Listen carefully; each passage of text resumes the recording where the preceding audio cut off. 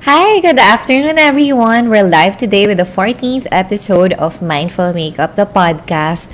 Today, we have a super exciting guest. I'd like you guys to meet Gabbie Lim. She's the assistant brand manager from All That Blush. Tapos sila yung company na actually nag-bring in ng a lot of K-beauty faves in the country. Wait lang. Okay. Sorry, technical difficulties. So anyway, they brought in a lot of K-beauty faves such as Opiu, Banilia, and a new secret brand that we're just only gonna find out today. So, nat-tease na yan sa TikTok kagabi. So, hi, Gabbie! Hi, Tellie! Hi, everyone! Thank you so much for inviting me. Sobrang exciting. I'm so excited for this. Okay. Excited na ako kasi for me, I feel like, as a Kikay person, we'll go into it later, pero I just want to say offhand, as a Kikay person, your job, the job that you have, beauty brand manager, it's like the dream job of any Kikay person because you're almost kind of like the boss of the brand. In a way, you're gonna explain later. So, first of all, why don't we let's start slow. Let's explain everything. So, Gabbie, please introduce yourself and your current work. What do you actually do with All That Blush? Ayun. So, yeah, I'm Gabbie. Currently, I'm the assistant brand manager for our company. So, under our brands are Vanilla Co, a few, and then one more na i-reveal later. So, it's like our third K-beauty brand. So, technically, I'm in charge of yung overall marketing talaga. So, I used to do rin yung parang in-store promotions, e-commerce, social media management. So, I started working for them kasi 2016. So, new pa lang talaga si Banilia nung time na yon. It was a very small company. I was the only marketing person. So, pretty much all around. So, parang all aspects of handling a brand, even with, yung training din yung mga operations staff namin, like yung mga beauty consultants, I was also in charge of that. Right now, though, it's mostly approvals, but still yung parang general campaigns, tsaka parang how we want to present yung brands to the Philippine market. So that's what I'm in charge. And then, syempre, may mga side, rin ako dyan, most of the time, I host yung mga events namin. Oh my God. All in one! Pati yung mga live demo on Lazada. Oh my God! We're hosting din ako with my team. So yun, it started out na parang ako lang yung marketing person. And then right now, we already have a team, which is super fun. So I would agree na parang if you're super into beauty, into makeup, or just like Korean culture in general, so parang yun nga, dami nang nagsabi sa akin, parang ang fun ng job mo. It's just like, makeup, yan mo, paganda, gano'n. Okay. Parang it's like the puro makeup talaga. So wait, parang let's get an even clearer picture. So you already said, yung mga roles mo na parang medyo siya, no? Sobrang diverse niya because you train the people. Tapos ikaw nagka-create ng how do you do that? How do you create marketing strategies ba? It depends. Kasi we usually, it's kasi, parang, even though si Korea, like yung mga Korean principals namin, syempre they have their own promotions. So every month, they have like a certain focus, ganyan. But here kasi, in the Philippines, you have to adjust your marketing strategy according sa target market mo. And like sa consumers in general, kasi it's very different. So usually, very thematic yung mga promos namin monthly. So it depends on the month then. So let's say, kunyari, April or May, we focus more on products na babagay sa like weather ng time na yun. It's just that it's easier then for customers to relate. So parang you have to see kung ano ba yung current trend, ano ba hinahanap ng mga people nowadays. So you really have to follow closely. So parang it's not a one-size-fits-all. Parang every year, every month, nag-change talaga yung marketing strategy. And you have to be really updated sa trends. Like, both sa beauty, even nga sa social media, parang you have to see. Kasi syempre ngayon, it's very important na yung presence mo rin online is available. So parang, you have to see kung ano yung mga trends on social media and then you also translate it sa marketing strategy. So I think it helps na sobrang bagets mo, diba? Kasi I find at least ang dami yung content. Kasi I imagine if it were somebody older in this role, they don't really put a lot of importance in social media, It's parang, at least kayo, ang dami yung content. Oo. Tsaka puro So- gets yung team. Wait, how old are you? 28. Ako Oh na my yung God. sa team. Oh my God! Everyone is like nasa 22, 23. Oo. Up to date talaga sa trends. Even Bagets, sa- Gen Z. It's a Gen Z office. Okay, so, here's the interesting part. Dalawang K-beauty brand na yung na-launch nyo sa Philippines. So, you're explaining na you're always linked up with your Korean principals, di ba? I guess, before I ask my real question, parang nagugulat ako that you have so much freedom with what you can do, knowing the personality of Koreans, na medyo tutok sila and they're very specific with what they want. So, parang, did you guys negotiate for this kind of parang freedom, or is it something that they offered to you na parang, basta kayo na bahala, ganon? Ganon, basta kami na bahala. Ah, okay. With Banilia ko kasi Oo. we're super thankful kasi they're very supportive. Mm-mm. So they're not super strict na in a sense yun nga, they give us freedom talaga yan. As long as we provide reports, syempre. We usually request din kasi for support, for like PR kits, ganyan, so on and so forth. So we just have to provide yung mga marketing reports every month. So, but yun nga, it's up to us how we want to market the brand talaga. And the good thing about that kasi, so since Banilia ko kasi is also available in like Taiwan and China, ganyan, they usually tell us na parang si Philippines daw yung sinaset nila na example for other countries. Oh my God. Congrats, girl. We made it. Girl. We made it. It's you. So, pero even sa Thailand, ganyan. Kasi they like yung mga paandar namin, like na events or like sometimes we make our own sets kasi. Own product sets na parang kami na rin gumagawa ng packaging.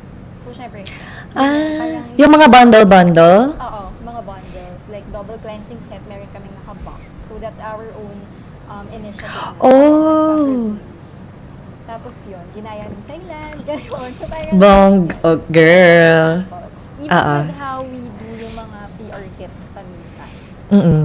The PR kits that we send to influencers, most of the time, yung presentation is already done by our creatives team. Oo. So, sila na yung nag-conceptualize. And then, we present kina Korea for approval. Para makahingi kami ng support. So, that's how we do. So, if they like naman yung parang the way we present na parang, okay, ganito naka-box, ganito. As in, very into detail. Like, ganitong kulay yung mga fillers, ganyan yung mga ginagawa ng creatives team.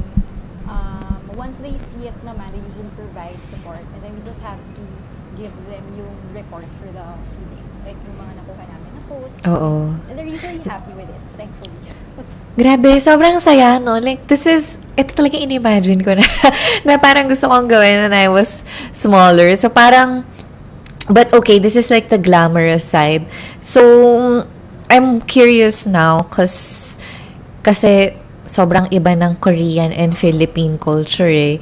Parang, ako at least, as a makeup artist, in my experience, parang people really love the idea of K-beauty, but once you apply it on them, parang ang dami nilang issues pala na parang, parang ang light, parang kulang, parang ganto-ganto ganyan. So, for you, bringing these Korean brands actually to the Philippines, parang what are the unexpected challenges na yung parang nagulat kayo na issue pala for Filipinos? Number one would be definitely yung price. Yung price range ng Banilia ko specifically. So, Okay. kasi it's more expensive than other brands. Tapos yun nga ang hirap kasi Banilia ko as a brand kasi when you compare it to yung mga other brands na-establish here in the Philippines when we first came here, it's very different. Kasi parang ang dami niyang base makeup. But the shades are different. Oo nga. Parang, we can't control naman na parang hala puro light. Kasi parang before we started, 3 lang yung shades. Oo. Yung darkest shade nila, ang puti pa rin sa akin. Oo. Parang, nung time na yon, what we did na lang is parang to provide solutions to that. So if, for example, we have, let's say yung CC cream, if it's too light on morena skin tone, we usually say na parang, okay, you can just apply it on the high points of your face. So parang highlight yung effect niya, or like use a bronzer, or mix yung foundation namin with your own foundation just so you can get your shade. Pwede, oo. Pwede yung gano'n. So parang, wala, kailangan mo talagang maging resourceful when it comes to that. But the good thing is, we usually ask si Korea, kasi paminsan nagpapasurvey din sila, like, what else do you need, ganyan. We usually give them feedback na parang, baka naman pwedeng maggawa kayo ng lighter shade, or like darker shade, or like more selection for kanya, yung mga lipsticks. Kasi you know how K-beauty brands are super into like yung mga corals, super tingnan na parang kahit nga like maputi ka here in the Philippines or not, parang not everyone is a fan of yung talagang super tingkad na pink, ganyan. So we usually tell them yung feedback ng mga customers. The good thing is they listen. Tapos, although it takes a while lang, like for example, yung Covericious namin na foundation for Banilia, parang it used to have like 3 or 4 shades lang. And then they came out with parang 2 darker shades, which is parang in a way, helpful na rin. Pero yun nga lang, parang syempre, kailangan mong sagutin yung minimum order quantity, ganyan. Mas parang ang dami ring, so parang when people request for yung mga ganang darker shades, we do our best, but it takes time din, paminsan. Kasi parang aside from requesting, ang dami pang kailangan asikasuhin. So, in trying to cater to these parang a fuller shade range, parang okay ba? No, because I hear a lot of feedback from other brands when they try this diversity thing. Parang nagugulat din sila that sometimes how it comes out is it has great reception, like verbal, pero the numbers don't translate. Parang people don't like to buy dark, and I can see this kasi I know often people, parang kung mag-shade match sila sa sarili nila, sobrang light eh.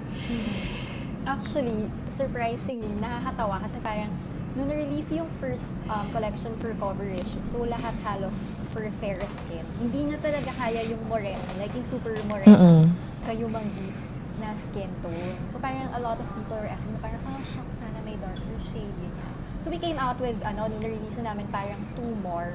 Although syempre, even sila Korea, they're also struggling with finding yung tamang range for darker skin tones. So yung dalawang darker shades na yon, parang hindi pa super enough, but at least parang it's a start of something. Pero surprisingly, biglang ang mga bumibenta is yung mga lighter shades naman.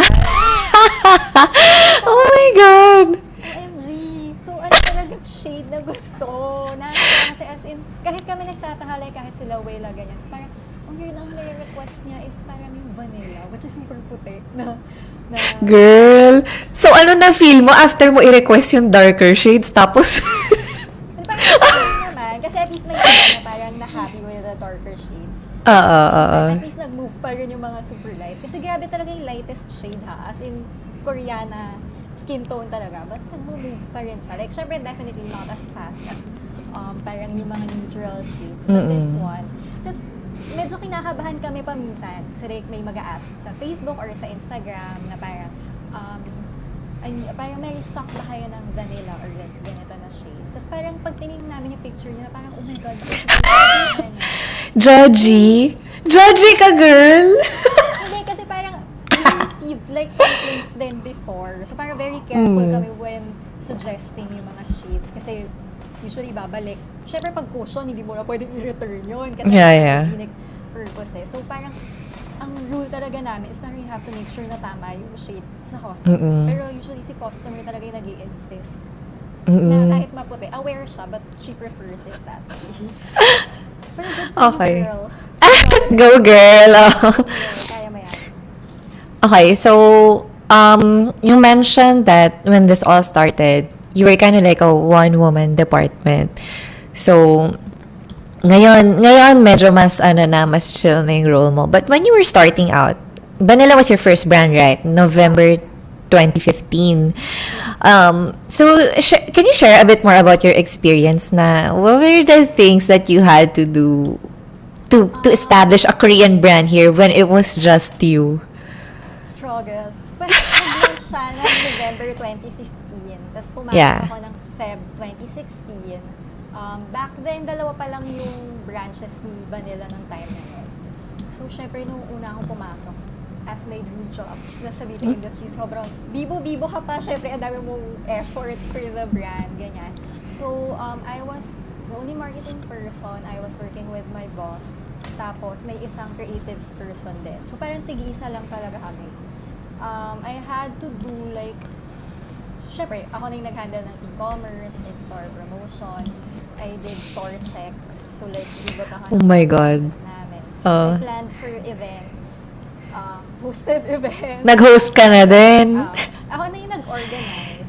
Pati execution. Tapos ako rin yung nag-host. But it was fun in the sense na ang dami kong natutunan.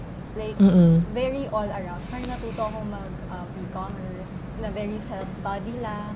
Tapos, I also learned like how to deal with mga suppliers, ganyan, ako rin nakikipag-usap. Even with like merchandising, the sense of parang enrolling SKUs, kina Watsons, ganyan, or like which specific products yung kailangan natin dalhin or ipapasok sa department store. So parang yun din ang experience ko. Medyo nakakapagod, pero it's super fun.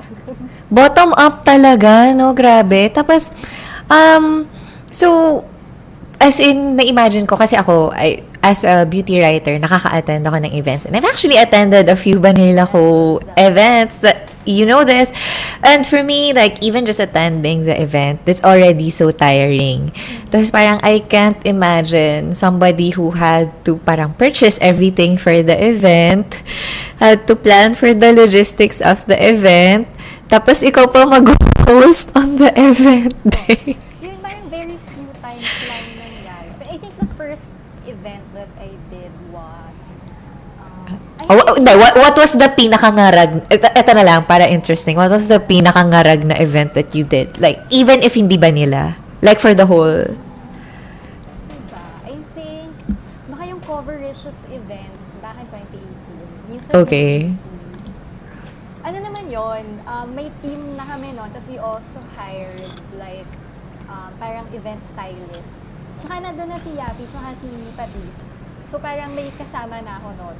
Pero nakakapagod siya kasi parang nakailang ocular kami ng location. Saan tayo mag-i-event? Tapos parang we had to make props for the event. So parang, Kayo pa gumawa ng props! we did yung props, diba? Habang may experimenting. Kasi yung theme that we came up with was parang, it's very scientific kasi parang beauty lab. So, Banilia Beauty Lab. So Okay. the program consisted of like demonstrating yung technology of the foundation and the cushion through parang experiments. So parang even yung mga invited na influencers, we provided them with parang materials that they can use din, parang per table. So parang lahat, as in, nag-divisoria kami, ganyan.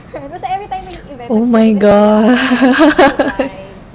yung mga stuff. And then, yung event stylist nung time, they were in charge of the parang overall look of the place.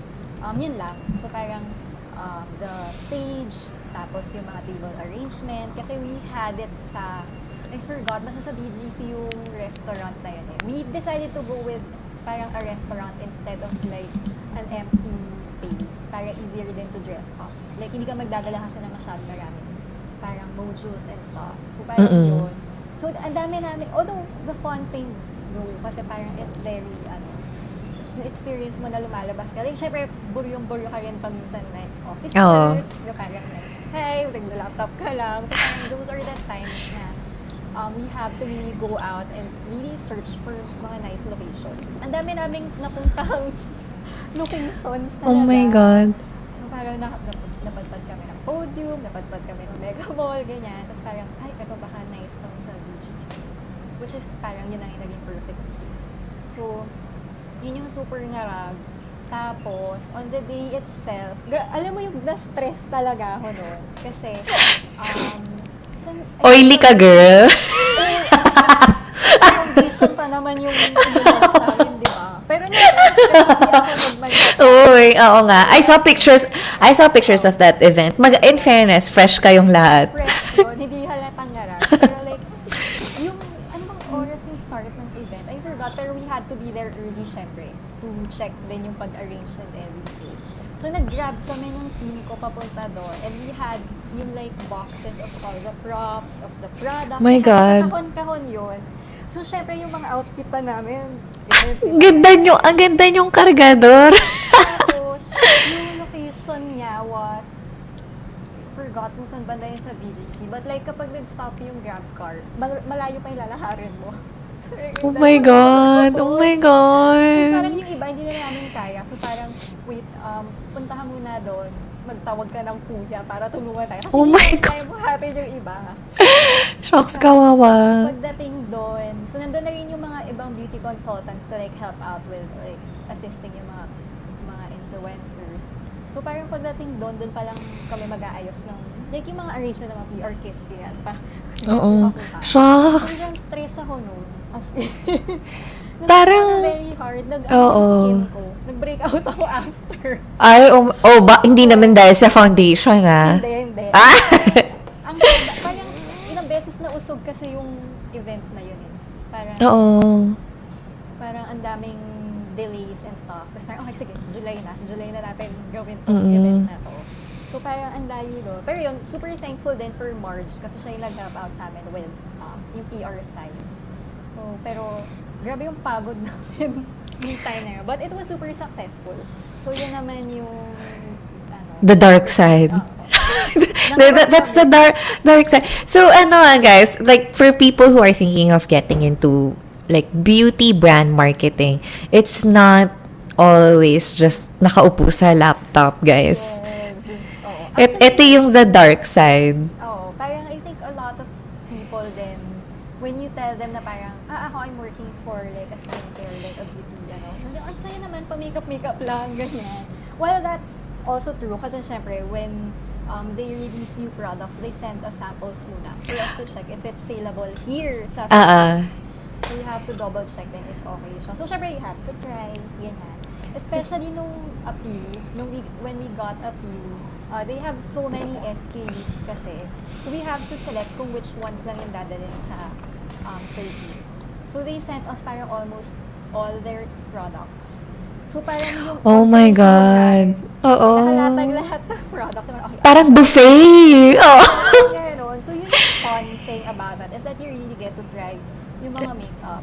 Pero syempre, it's still work. So parang Oo. parang kailangan gawin na parang have to work on the pricing, enrollment for like department stores, sa e-commerce, upload yung mga products. Parang subscription. ang overwhelming because I know pa lang, even from people like my peers who are trying to set up shops this pandemic, laking sakit ng ulo ng e-commerce. And I'm like, if you're doing it for a big brand, tas solo ka lang, wala ka namang team pa noon, parang, shocks, paano yun? Sobrang bigat. Yun, when we first launched si Banilia sa Lazada, Zalora, yun, I had to upload yung Oh my God. Tapos ang ano pa dun is you have to rewrite or redo yung mga product descriptions. Kasi syempre, when they give you yung training manual, medyo barok yung English. So, hindi ka naman pwedeng copy-paste lang. Tsaka vanilla yun, tas barok yung yung instructions. So, ayusin mo talaga yung description, make sure you highlight the proper ingredients, ganyan. So parang, yun, mag-upload ka pa ng mga product photos, everything, price, ganyan. So, it's very tedious. Yun yung, ng side na parang it still works. So parang it's not all fun and games lang. So, syempre, there's a lot of paperwork, administrative work din, ganyan. Hindi. Parang bakit. So, lesson learned, guys. If you're interested in this field, I know a lot of like really kikay girls consider this career. You have to realize na it's not all chi events. Marami madugo siya talaga on the back end. And actually, even nga sa chi events, it's still like a lot of work for you because as you mentioned, yung mga lahat ng sinet up nyo, yung pag-o-ocular nyo like all over the place and still having to report to the office. Okay, so this really interesting. Like, sobrang nagmumulat ako about this, like, beauty marketing. Kasi frustrated beauty brander ako eh. I never found this kind of office. So, iba na lang yung naging work ko. Like, naging generic PR girl lang ako nun. But, I'm curious because you mentioned, when you brought Banilia in, November 2015, I'm kind of looking back at that time sa Philippine K-beauty market. Paano kayo nag-launch? Kasi parang walang laman noon eh. There was no, like, K-beauty was so hard to get or find in the Philippines. And, nandun pa siya sa point na wala kang interest bumili. Kasi like, it's so out of your mind. Like, ang hirap kumuha from Korea, tapos hindi pa uso yung Shopee noon. So, people are not like getting to try or having an idea of K-beauty brands. 2015, I think, ang meron lang noon, Etude, Laneige. Yeah. Yung mga powerhouse, ano talaga. Yung sobrang sikat na talaga. So, Like, how do you, na sila. paano kayo paano kayo sumingit doon? Yung Banilia mismo. Parang it took us a while to get yung traction talaga with Banilia. Kasi nung time na yon, when you first entered, I was expecting na, nung time na yun kasi 2015, ang super sikat nun was K-pop. Hindi pa nga True. K-drama, kasi parang K-drama, bumongga lang siya nung naging available siya on Netflix eh. We Oo. were already watching K-dramas before, but like, K-pop talaga yung anlakas nung time na yun. And like, as a fan myself, parang I was aware na anlakas ng hatak ng anything Korean. So, when I first entered, I was confident na, okay, i-market natin sa K-pop fans. Kasi like, anything Korean, ganyan.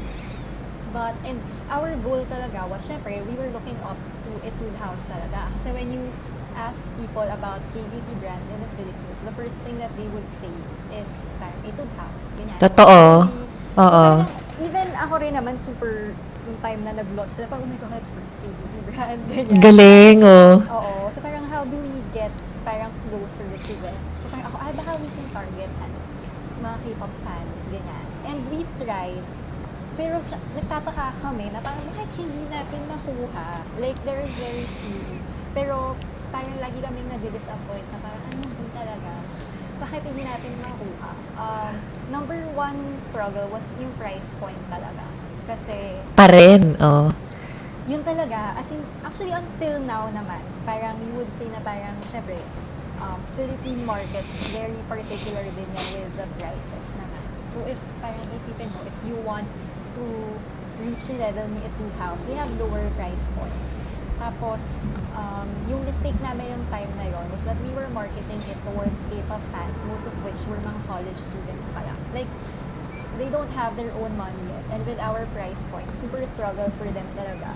Na even if they wanted to purchase, parang they have to save up for a long time in order to afford that.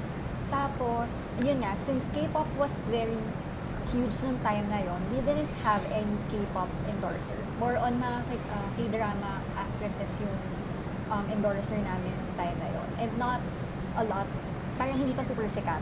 So, people were drawn towards brands na merong, let's say, Shiny or like EXO. Oo.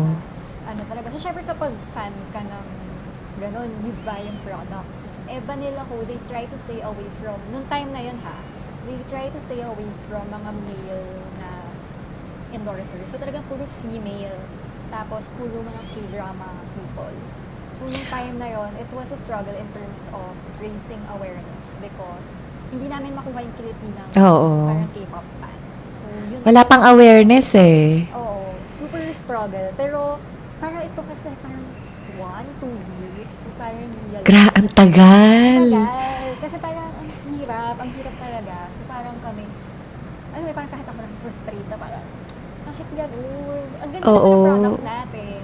So, parang, syempre, parang how do you let people know of that? But, they have to buy first or like yung mga samples na free, which is what we don't have yet time na yun, which is also another struggle. Kasi nga, Filipinos naman, like ako personally, I want to experience a product first before buying naman. So they usually, mga customers, meron ba kayo free sample na ganito, ganyan. Eh, we didn't have. Like even sa Korea kasi wala wala sila nung parang mga tingi-tingi sizes. So, Mm-mm. it was hard for us to convert talaga. So, parang, in a way, we realize na, I think we just have to embrace yung branding natin, which is that we're up there in terms of pricing. Oo. baka naman- Malayo eh. Oo, super. Malayo yung price. Parang ng mga competitive matrix, parang dito kami. Tapos Oo. yung mga other K-beauty brands is like nasa baba.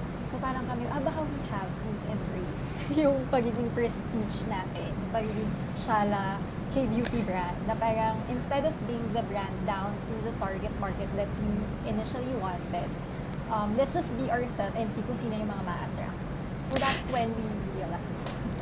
So from trying and failing with K-pop stans, sino na ngayon yung who do you cater to nowadays? Nowadays, it's really more on mga yuppies, like nasa mga mid-20s na talaga. And they're not necessarily fans of the Korean culture. Most of them talaga are very high-end millennials na into beauty, into makeup, but not specifically into Korean beauty. Syempre, natatap rin namin yung iba na mga K-beauty enthusiasts or like yung mga Asian beauty enthusiasts. But a lot of our customers are actually mga millennials talaga. Like mga nasa late 20s to early 30s. I guess, kasi Skincare. oo, sila yung may afford eh. So, I guess, sa bagay. I mean, now that we're talking back on it, it feels so simple and so basic. Pero so, I can relate na, syempre, at that time, this was unimaginable kasi it was only the bands that were really like making any kind of impact here. Yeah. Okay. Very nice. Nakuha namin. Oo, congratulations. So I think now it's doing better kasi from like 2015,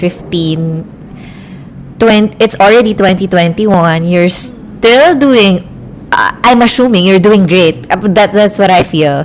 Banilia is doing great despite the pandemic. Tapos, naano nyo pa, you've already outlived Etude. Oo nga eh.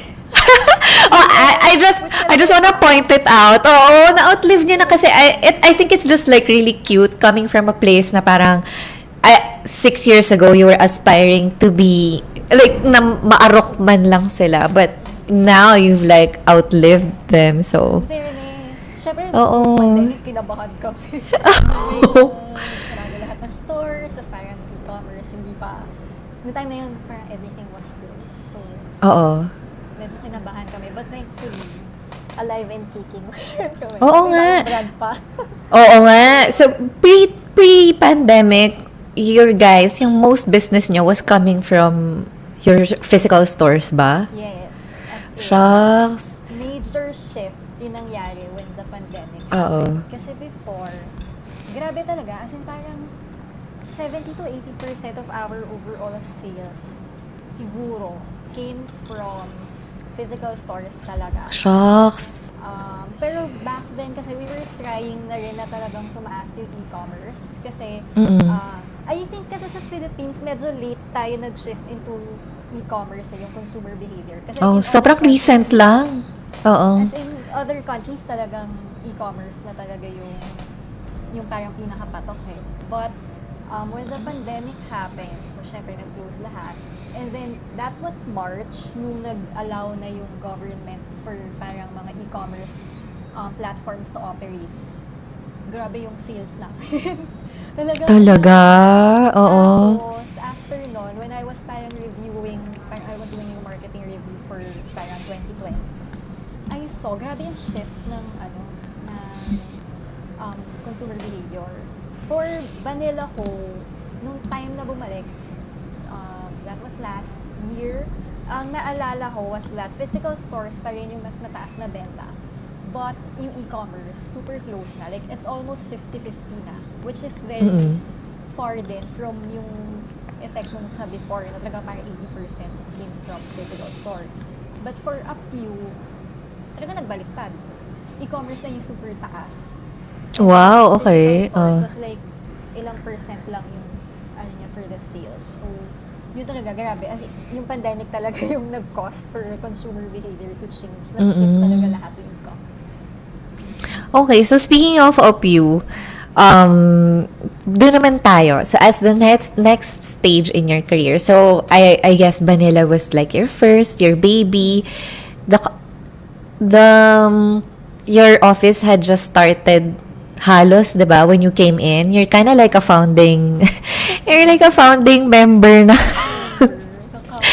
ng company. So, I guess like being so young and not having any senior to like hand over protocols and like even like ano lang training to you, you actually built all of these things from the ground up. So I guess kaya yung Vanilla, it's yun muna yung finocus mo for a while, diba? And then 4 years later, OPU came in. So was it like so much easier na? Like, did you just copy paste your previous strategies, or how did this happen naman with OPU? Definitely easier na siya. Kasi bukod sa may team na noon time na yon, I had a lot of people help me out na rin. At saka parang in a way, syempre with my experience na rin naman with Banilia ko, parang meron na akong guide on how to, kung anong dapat gawin with this brand. So like social media, ganyan. We had mga interns to help out. Tapos meron ng assigned person sa social media nung time na yun. So I just had to like approve yung media plan niya. And then Gabbie was already in charge of yung e-commerce for that. So it was really easy na. Parang medyo mabilis na rin eh. Ang medyo mahirap na lang nung time doon was opening a store talaga. Yun yung pinaka-use of bringing a brand and like physical store. Yun yung nakakapagod kasi ang daming work na involved. Like, Kwento mo naman, like what goes behind? Because you have really good retail locations eh. Meron kayo sa fashion hall, di ba? Tapos, saan pa ba yung branches niya? Like, before? For a few, very few pa lang. But we first had our branch sa Landmark, Trinoma. Tapos nice naman yung location. So, grabe yung yung opening day namin doon. Kasi ang dami niyang work na involved sa lahat ng departments. Kasi when opening like a physical store, you have to request, syempre, Landmark, Trinoma, ang dami yung agreements din, like with like consignment and everything. Tapos, you have to request pa from Korea floor plan. Kasi sa kanila nang gagaling yung parang main design. But, ang nice thing about that kasi, parang they would send us different photos of their different branches. Tapos parang kami pipili ko ano yung mga bet namin na display, like people, ganyan. So parang mix and match. So parang kami na yung nagde-decide mo.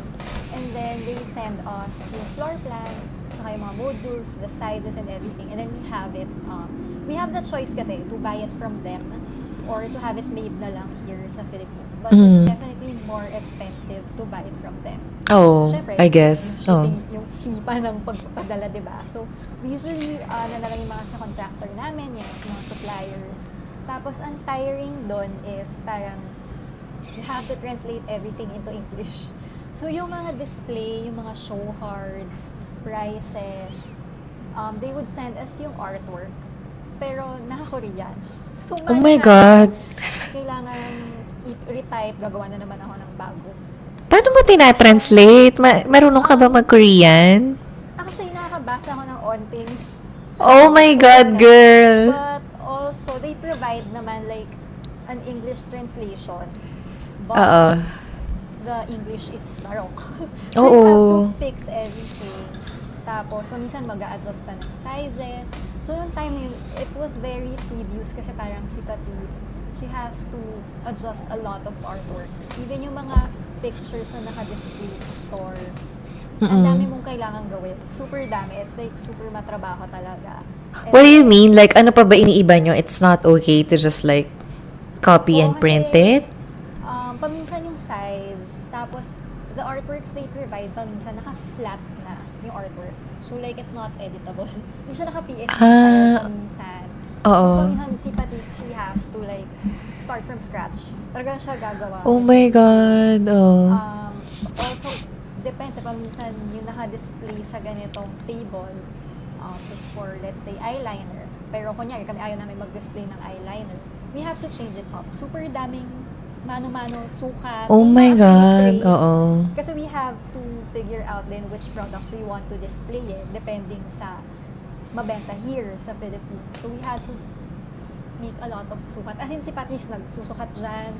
As in, super daming process. Tapos on the day na nag-open kami sa Landmark Trinoma, parang tanghali na. Like, as in, may people na nag-shop na. Nag-aayos pa rin kami. Oo, oh my God. O talaga, parang lagay dito. So, Again, the dark side. So, paminsan, hindi ka rin makaabot dun sa deadline na parang we want to open on this day, pero ang dami pa palang hindi tapos. So, parang kami lahat. Ako, si Patrice, yung boss ko. Tapos parang, wait, ayusin natin yung ganito. Maglalagay ka ng try me na stickers. So, lahat Oh kami my God. tulong. Nagbobomba ng balloon. But like getting the place exactly, like dealing with sa trinoma to, 'di ba? Dealing with trinoma. How ano ba siya? Like is it okay ba siya? That side of the job. Yung boss ko na usually yung nagde-discuss for that. But it definitely helped na we have a store na for Banilia kasi. So, alam ko, as far as I'm concerned, parang unahan rin sa spots eh. Kasi, paminsan, yung gusto mong location, hindi pa siya magiging available like for a long time. And then, magkakaroon ng opening, they'd offer it to you, pero hindi siya prime location. So, parang it's up to you whether you want to take it or not. So, I think, it helps na parang when bringing up we already had relationships with yung mga leasing managers. Okay. Pero Okay. I feel like pahirapan din siya. Especially yung premium malls talaga, like Mega Mall, ganyan. It really depends. So, okay. So, this is all Pew. Like, it seems like, even from your kwento, it seems like such a way easier time than Banilia. Parang, ano na kayo, because you established na some things. And even though you're not exactly copying everything, at least, kumbaga may framework na if it fails, alam nyo na kung ano yung pwede nyong gawin na different thing. Okay, so, ayun nga, I see, you talk a lot about, like, parang materials and pictures that you bring in from the brand from Korea. But I notice a lot that in social media, I don't actually see a lot of Koreans on the Philippine social media of these brands. Yung OPUPH, Manila PH. It's actually you guys. So, bakit kayo? I'm not saying it's bad, pero bakit kayo? The struggle lang with that, syempre, they have parang mga canned materials na rin from Korea. Yeah. But there are times na talagang wala. They're very, with a few kasi, is very strict with the contract of their models. So, times na super limited photos that we will get.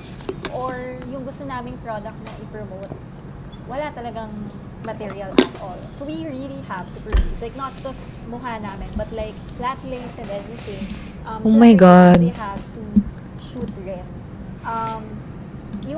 Yun yung difficult part kasi of bringing in, I think, like a foreign brand to the Philippines is that it's totally different how you need to market it sa mga Pinoy. So, let's say, here in the Philippines, super patok netong certain product na to. But in Korea, hindi siya masyado. So, wala sila masyado materials for that. So, syempre, if we want to promote it, you have to show it talaga. Like, on the face, on someone's face, ganyan. Or like, flat lay of photos. So, wala. Doon pumapasok na kanya-kanyang, shoot. Especially with, when we come up with our own bundles. Oh my God, oo. Kanya-kanyang shoot talaga ng products. Gets ko yung sa model, kasi sometimes models have it's defined kung saan lang pwedeng gamitin yung pictures nila. And I guess the contracts that they sign, it's defined na hindi pwedeng international, ganun. Yeah. So, but even flat lace, wala kayong like, you have to shoot your own? Oo, limited. Pero kasi ang arte din namin. Okay. So, pinili nyo yan? Upon arte. It's also part of our strategy kasi I'm sure you notice how active we are on social media. Sobra, oh. Talagang mauubusan ka rin ng content. So you have to find a way to market products. Even if walang ma-provide si Korea na parang photos for that. So, we adjust kasi yung branding rin. So if you want si Banilia na very luxurious, ganyan, blah, blah, blah. So, kailangan mo may mga marble eksena sa flat lay, ganyan. So, that's also part, which is why I'm also thankful na super creative din. At magandang aesthetic ng creatives team. Kasi sila talaga in charge siya. Oo. Hands off na when it comes to the creative side kasi.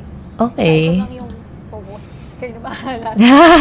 May kabisado niya naman na yung branding. So, they're in charge of like shooting products talaga. Kasi ayaw din naman namin na parang paulit-ulit yung photos.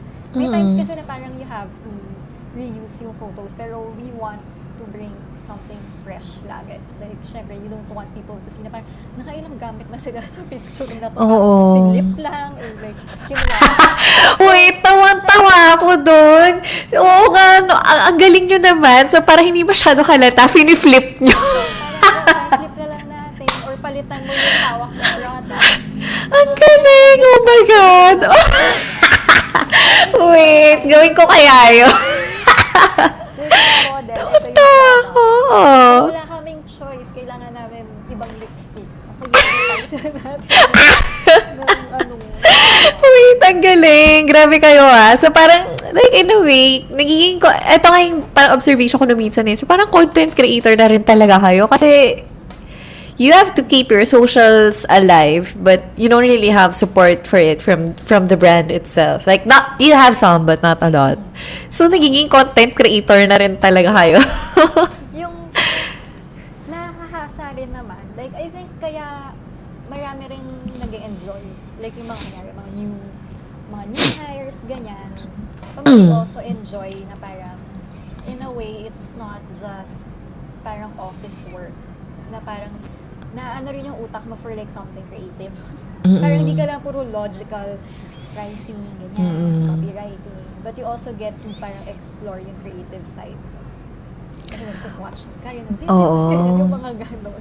Ang fun niya, so hindi ka lang natetenga like sa harap ng laptop. You really do like so many different kinds of work, 'di ba? Okay, so this has been the story so far. Now, on to the third segment. Meron allegedly may bagong Korean beauty brand na darating sa Philippines. What? Oh, ano to? So, laying down the scoop right here. Wait, ilabas natin ang banner. Breaking news. Breaking news. Okay.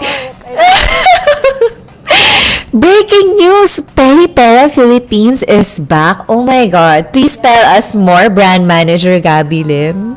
So, ayun. So, Peripera is officially back. So, we're right now. And we're launching on, lapit na, 7/7 on Shopee. Oh my God. Grabe kayo On Shopee. I know na there is a lot of Peripera out there na. Especially, mga resellers and everything. But this one is like, we're really the official distributor na of Peripera. So we're working closely with Oh my God. Peripera Korea in launching this. So we'll start off with Shopee muna on 7/7. And then later on, mag-a-announce na lang kami kung saan pa. But that's where we will be starting.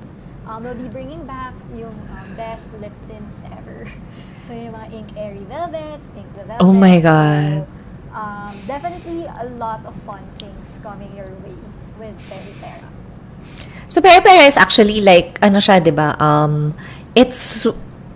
There is an umbrella brand called Club Clio. Meron siyang 3 sub-brands. Peripera, Clio Professional, and, ano isa?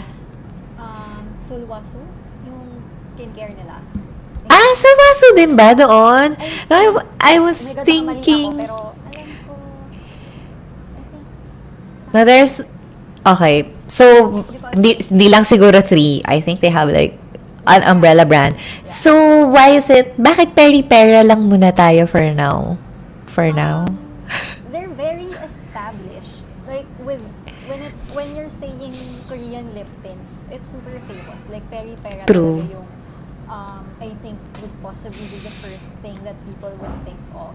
Tapos, very established brand na rin siya here in the Philippines. So, like, if we relaunch it, marami nang may alam.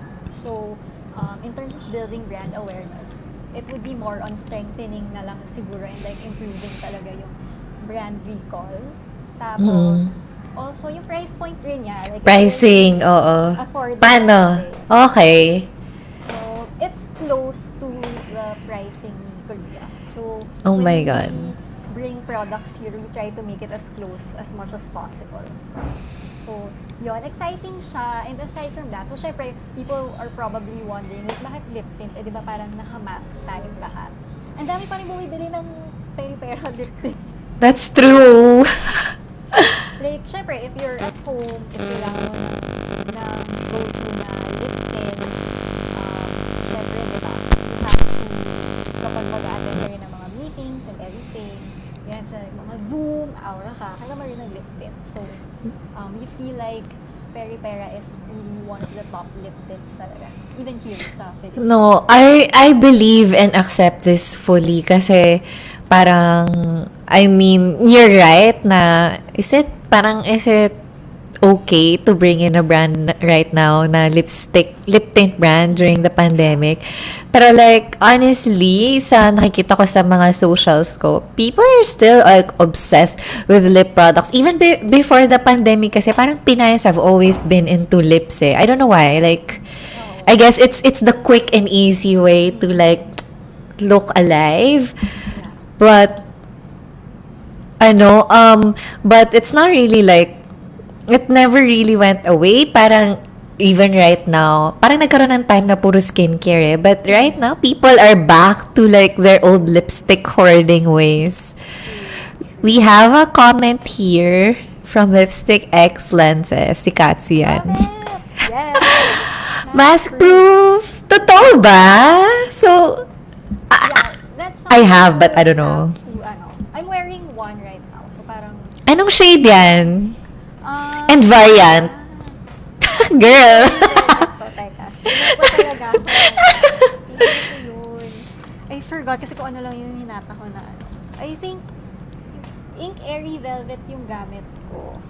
And then, which is their best seller kasi it's super lightweight. Tapos yung shade, I think, is By Tellie. Ink Airy. Oh, anong number yon? Yung number talaga importante. Hindi ko mahanap yung ginamit ko. Teka. So, guys, maniwala tayo kasi ito si Lipstick X Lenses. She only posts about lipsticks and cameras, lenses. So, maniwala kayo sa feedback niya. Ink Velvet pala. It's Ink number Velvet.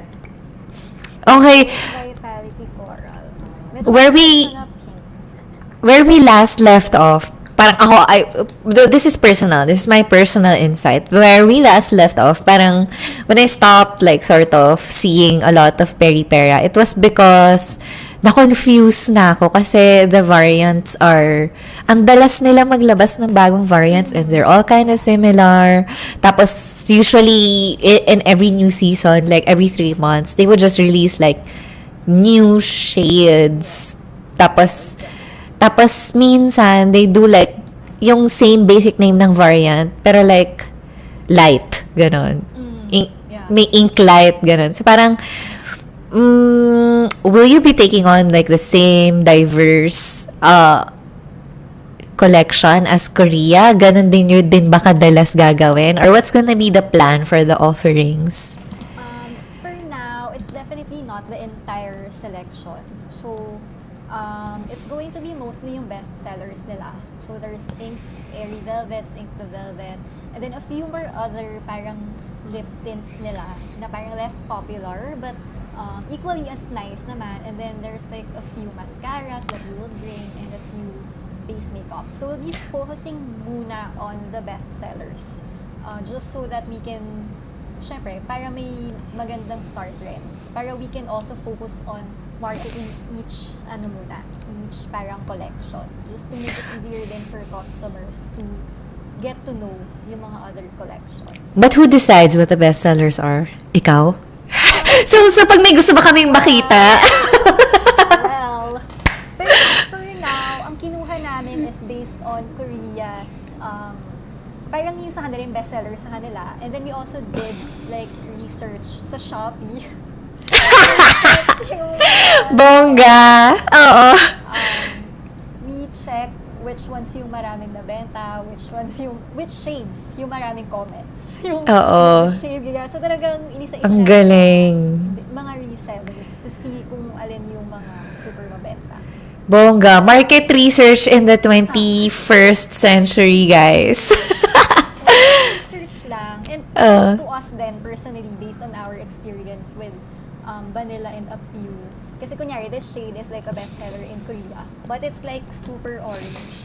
And we know na hindi bumibenta ang orange here in the Philippines. Like, it's one of Sawa na tayo dyan. difficult to move na shades. Like, with Banilia and eBeauty. Yung mga very Talaga? na orange. Oo. So, ang daming may ayaw.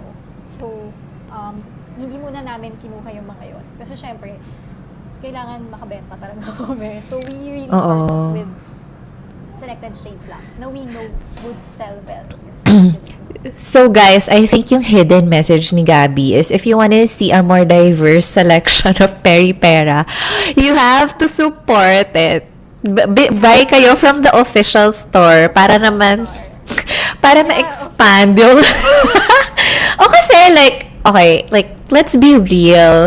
Ako naman, ang dami kong binibili sa Shopee na not always from the official store kasi sometimes my issue is when they have like a Philippine store, minsan mabagal dumating yung new collections or kulang. Minsan ang laki ng difference ng price, but you already assured us na you're gonna come close to Korea price. So at least like that's something to look forward to kasi nakakatamad talaga when I know like how, because I stayed in Korea for a while, diba? I know that there are brands na sobrang mura talaga, like a cushion could be like ano ba, mahal na yung 1,000 sa ibang brands. Tapos pagdating dito, it's like 2,000 something. So, parang 2,500.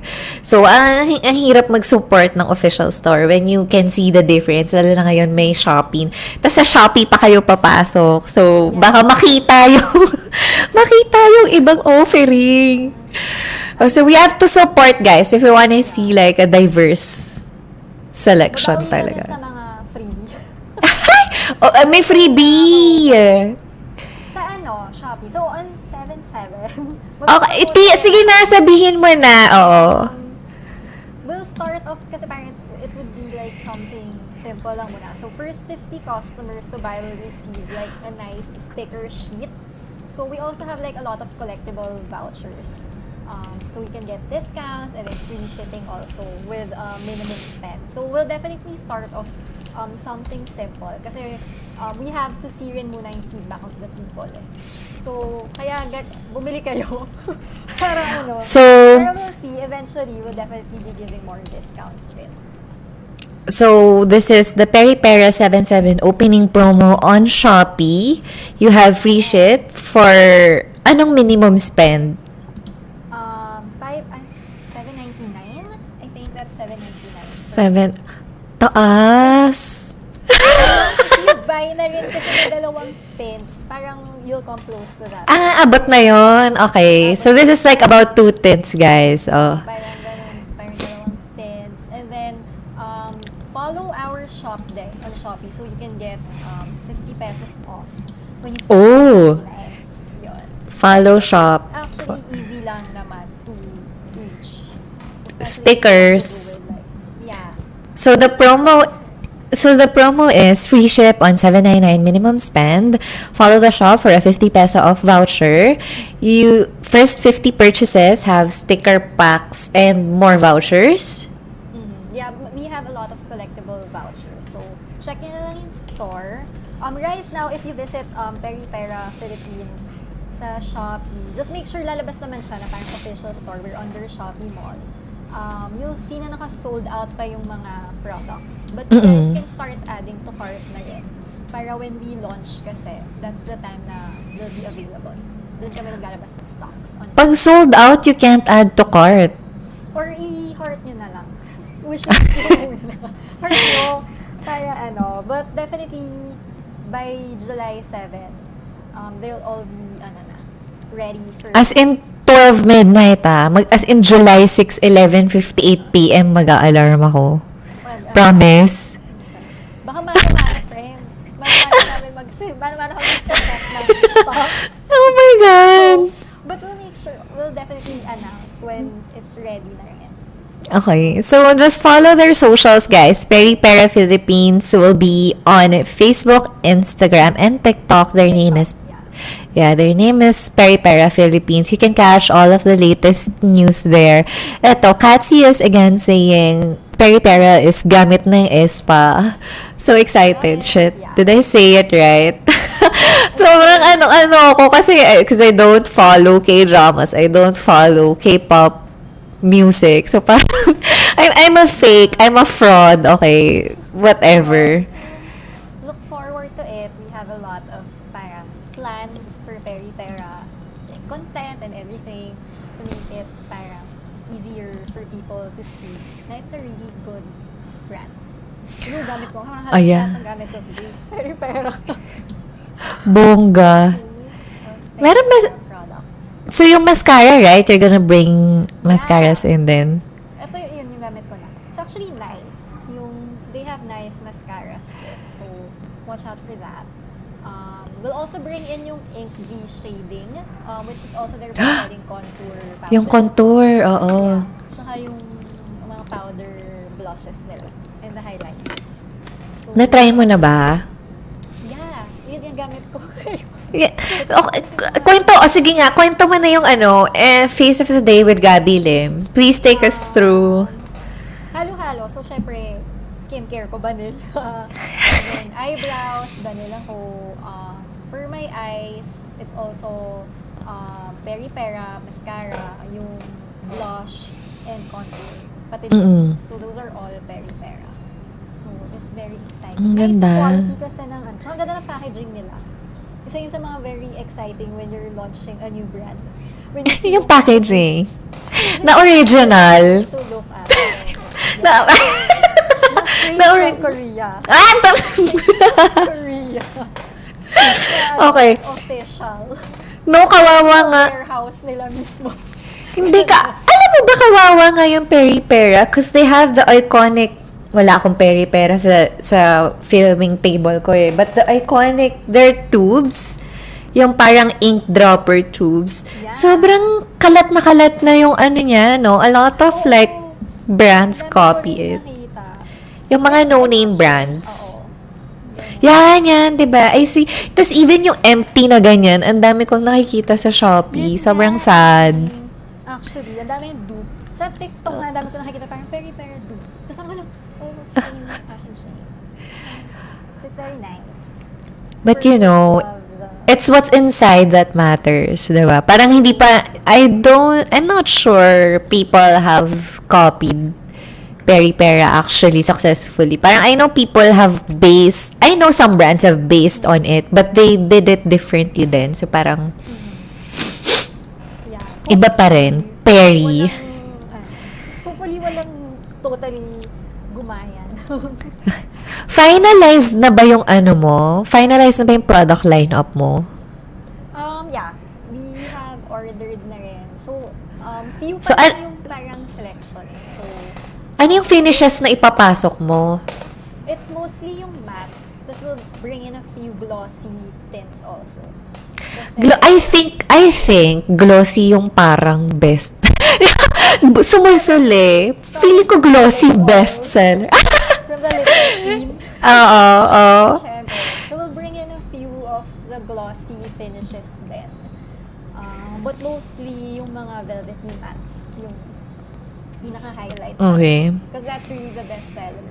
But that's that's what they're known for, no? Yeah. Especially rin nowadays, parang yung mga nagmamask kasi, they prefer, like kahit na let's say na may onting transfer, they still prefer yung mga matte velvety finishes. So, we'll give them what they want. Pero we still have yung mga glossy tints pa rin. So, yun. It's like, cause Peri-Pera, sobrang laki na niyan eh. And they keep like coming up with new stuff every month. What is like yung pinaka-latest variant na meron kayo? Cause Ink Airy is old. Yeah. I mean, it's a classic na. What's the newest that you have? So far, we'll stick muna with yung mga originals. Kasi Okay. new na nilo-launch nila is parang puro mga ink.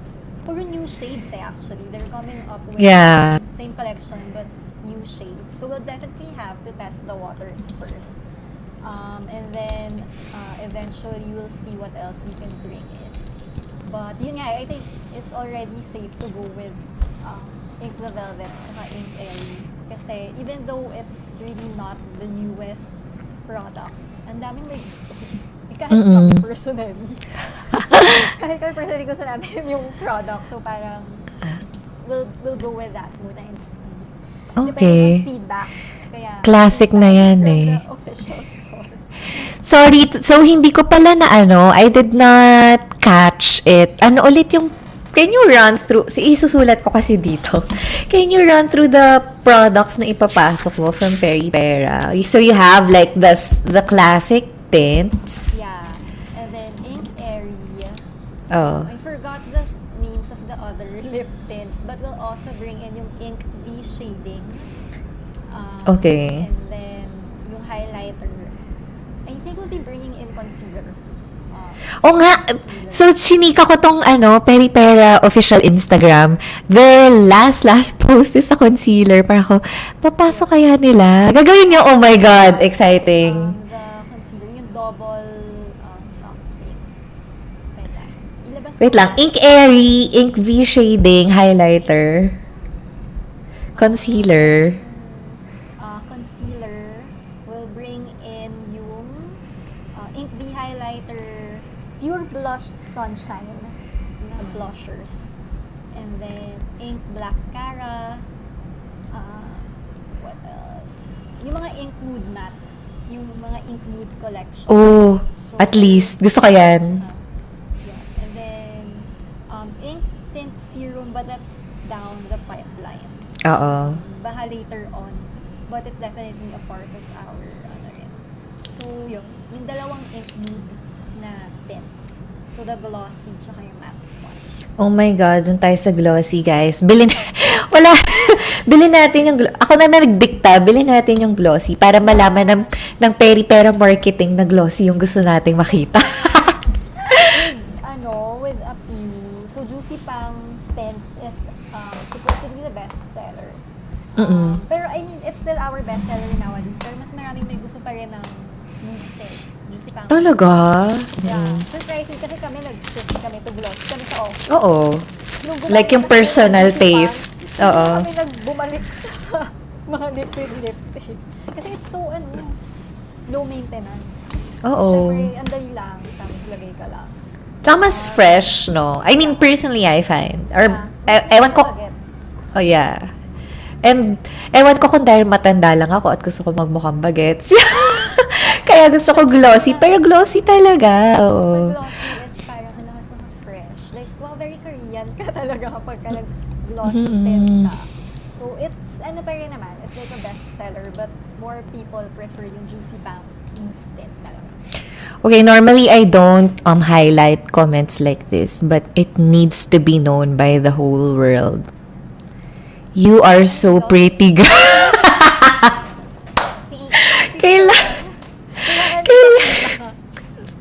Kailangan i-highlight for 5 minutes. Gandang Peri. Actually, naka-Juicy Pang, not this shade. Naka-Juicy Pang mousse tint ako. This is the shade CR03. 03. That's one of my fave shades. CR03. So, yun. At saka, this is Vanilla Covericious. I like, kanina pa natin pinag-uusapan, hindi lang ako umiimik. Naka-coverage, I love it. I love Covericious kasi it's really high coverage. Tapos, I have like kind of crusty and really textured skin. I find that it may something sa kanya na even though it doesn't pile on, it kind of helps the appearance of the texture na parang medyo may something na sinusmoothen out niya. And then, like, I get really nervous and worked up when I do these podcasts. Like, nagpapawis ako kahit nakaupo lang ako.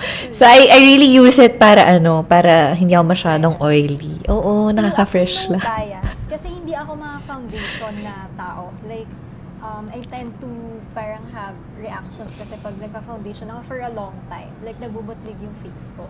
So, with coverage, when I tried it, super na-happy din ako. It's like the first foundation talaga na na-enjoy ko. Sabi ko, it's no bias kasi parang tinry ko siya and then parang naglahad-lahad kami sa BGC ng tag-init. And then at the end of the day, ang fresh ko pa rin. Sabi ko, ganda ka! Ganda. Alam mo yung parang, yung pag-oil ng skin mo is very dewy. So parang, ang ganda lang. It manages it. Really nice foundation. Walang talong char. But No, talaga. I like it. We received a lot of positive feedback from customers sa cover issues. So a lot of people said niya na, it's very lightweight kasi, it's like second skin. Oo. But the coverage is also good. I think for K-Beauty, there was this batch of like, so una, diba, was like just the basic cushion and then parang nagkaroon sila ng batch of cushions na they were almost like water. Sobrang nipis niya. But it helps with texture. And sobrang coverage siya. Na you can almost kind of use it as a concealer actually.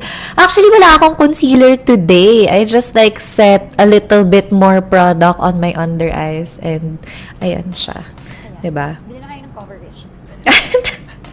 But people ask me for like nice foundation. Yun yung sinasuggest ko. Oo. Kasi yun talaga yung gamit ko. I think that's what, diba? That's what Yappy used for her wedding. Yun yung Naalala ko yun. Yes. Syempre. Okay. We have a question here. How about the mood drop tint from Katsy? Yeah. We'll bring it here also. Mood drop tint, tsaka yung mood matte. So, we'll bring it also. Kasi kompleto at kabisado ko na yung mga ink airy, velvet, ganyan. Goods na siya. So, parang at least you have something kinda new. So, we also have that. Hindi ko pa siya na-try actually. The ones I have here are yung ink velvet, tsaka ink airy pa lang. But, yun nga, we definitely brought in din yung mga sinuggest na Korean na bestsellers nila. So, also excited to try that. So, I'm just curious because you're bringing it in July 7, 2021. Hindi na kayo mag-a-attempt ba ng physical store? Right now, our agreement with them is online lang muna.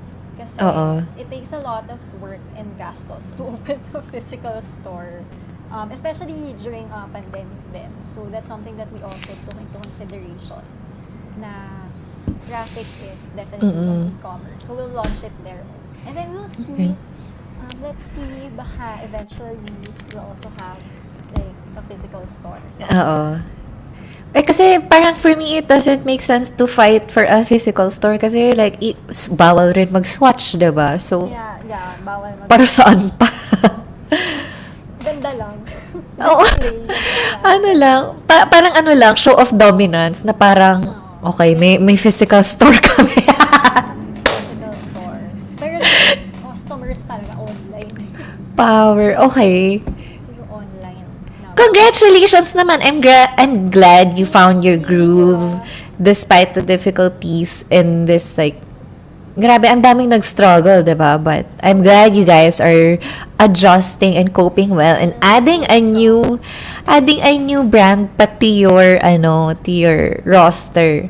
So, we're winding down now. Before we kind of end this program, like, as I said, this episode is kind of dedicated to the younger people who may have wanted to consider a career in beauty branding. So, we talked about like the full picture of it naman. We talk about the stuff that your boss was responsible for, that your team was responsible, and by by consequence, it defines what you actually were responsible for.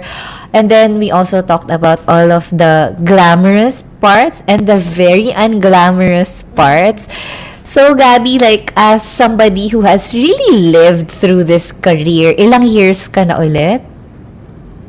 5.5, more than 5 years. I Ang think. tagal man na. So, for somebody who has been so long in this career, like, what can be your advice to people who want to get into beauty brand marketing?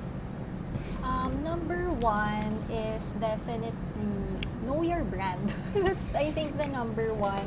If ever, I'm sure na not everyone would be really lucky enough to parang work for a brand that they are truly a fan of.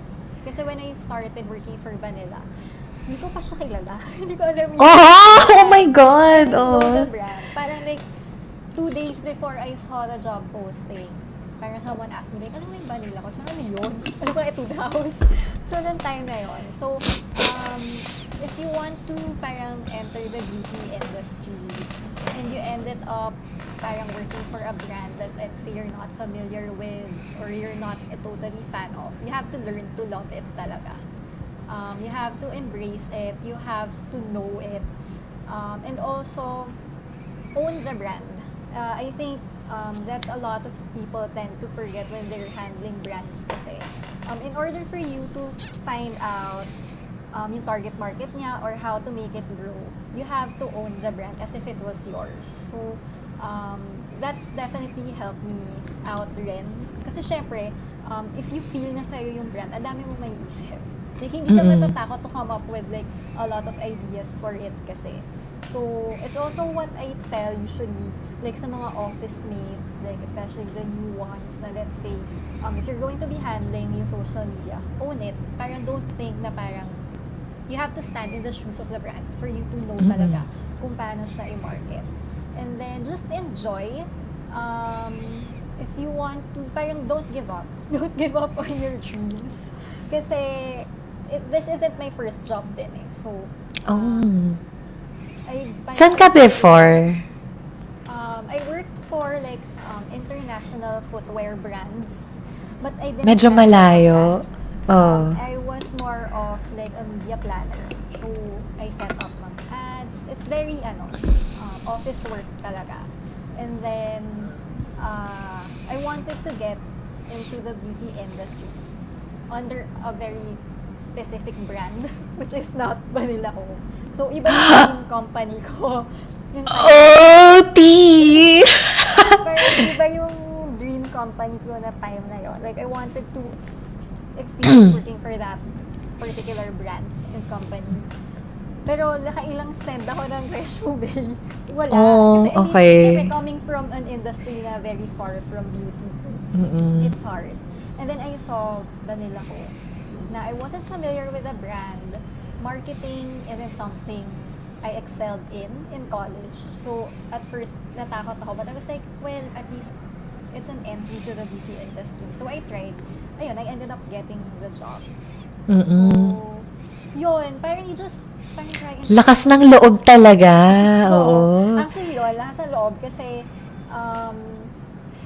a lot of people kasi na gustong pumasok ng beauty industry, paminsan yung course nila or yung parang experience nila in the past is different. So, I think that's what stops them kasi.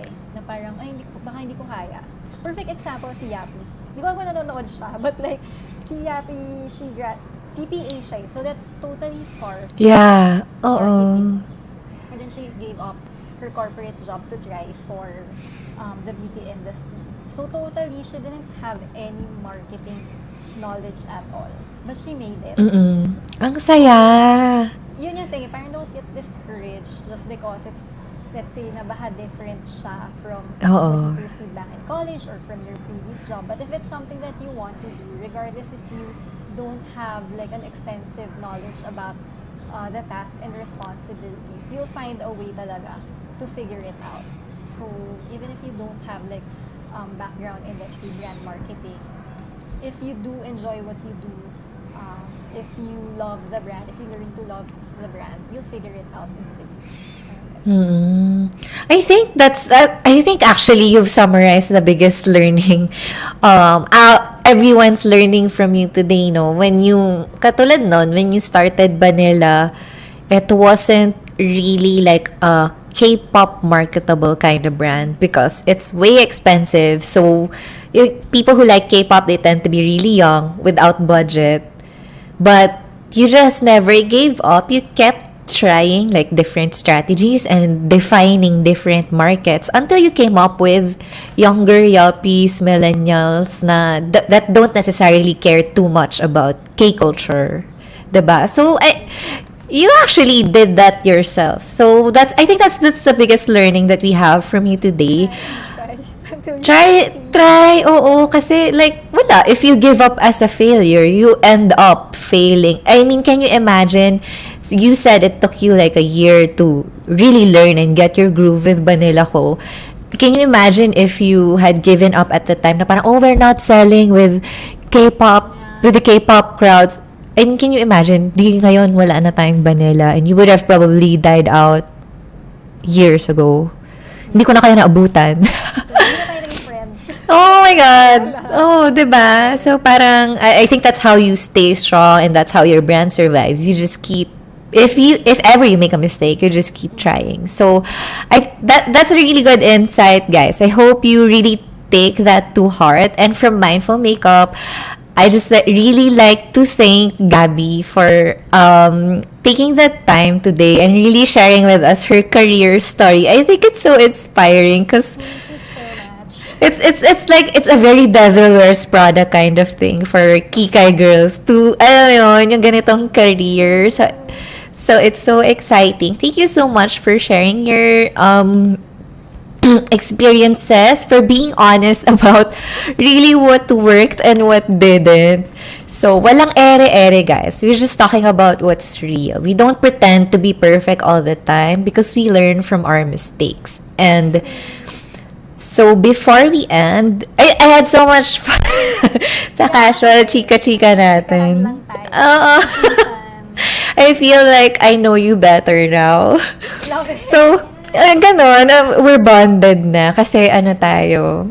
Kasi napag-usapan na natin itong lahat. So, before we go, I'd just like to invite everybody to please support the brands that Gabbie is handling. You can follow Banilia Co Philippines on Facebook and Instagram. Opu Philippines is also on Facebook and Instagram. Peripera Philippines is back and they are on Facebook, Instagram, and TikTok on 7/7. As early as now, actually, you can already find them on Shopee. Follow nyo na yung store for the 50 peso voucher. And their opening promo is $7.99 minimum spend, free shipping on Shopee. Tapos, meron silang sticker sheets for the first 50 customers. Very Gen Z. Very bagets. Oo nga eh. Pero, pwede namin sa kanya. Okay, so thank you for spending the time with us this weekend, guys. I hope you all enjoyed as well. I'm gonna see you guys next week for another episode of Mindful Makeup. Catch this episode. Wednesday tayo magpa-publish, Tuesday, July 6th, to commemorate the opening of Peripera. See you guys next week. Bye!